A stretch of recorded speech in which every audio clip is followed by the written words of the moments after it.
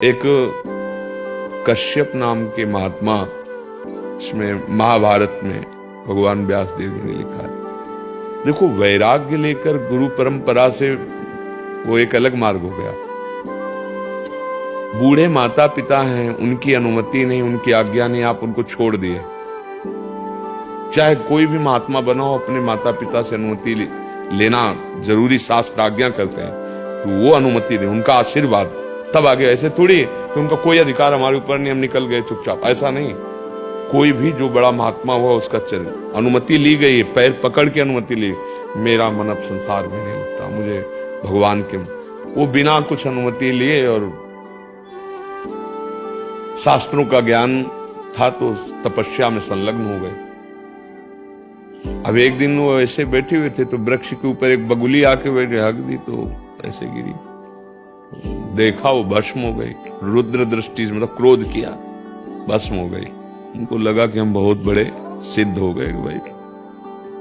और एक घर में गए, भिक्षाम दे, तो एक बहू निकली,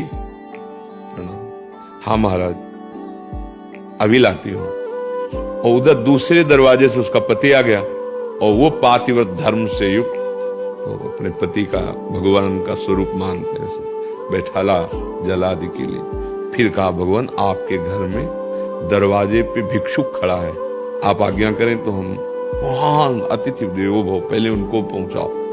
अब उनके पास गए तो वो थोड़ा अभिमान में थे ना कि बगुली भस्म हो गए थी उनकी दृष्टि से, तो उनका विलंब क्यों किया? तो उनका, प्रभु हमारे पति देव आ गए थे, तो तुम मुझे जानती नहीं हो? तो उनका, जानती हूं।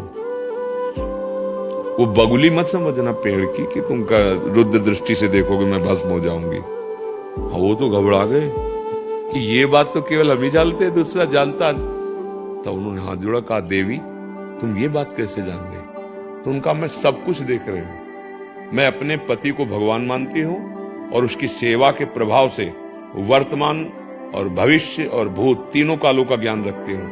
अभी तुम नादान हो, अभी तुम्हें ज्ञान नहीं है, अभी तुम जाओ और कसाई है उनके पास जाओ, वो तुम्हें उपदेश करेंगे।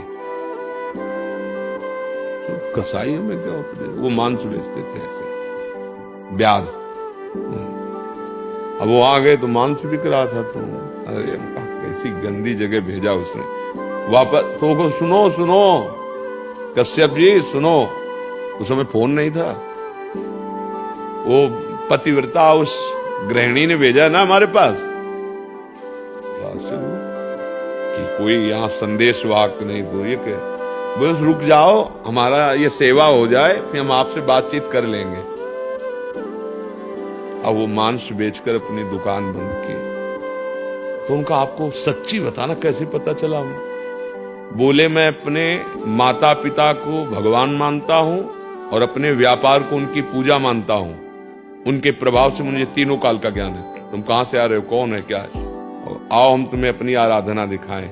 यहाँ तो मांस बेचते थे, घर में गए तो पलंग पे गिरदा लगा, बूढ़े माता पिता जिनके शरीर कांप रहे थे वो बैठे हुए थे। जाके उनके साष्टांग प्रणाम किया और उनकी सेवा, बोले इनकी सेवा के बल से।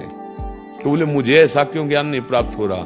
बोले, तुम अपमान करके, अवहेलना करके अपने माता पिता के आए हो, कुछ तुम्हारे अनुभव में नहीं आएगा। जाओ पहले माता पिता की सेवा करो। तो आप सबसे प्रार्थना है, सबसे बड़ा योग, घर में भगवान बैठे हैं, जो असमर्थ हो चुके हैं बूढ़े माता पिता, उनका कटु वचनों के द्वारा अपमान करना, या जवानी के नशे में आके उन पर हाथ छोड़ देना, या उनको घर से निकाल देना, तो लिख लो दुर्गति पक्की, कुछ भी कर लो जाके तुम।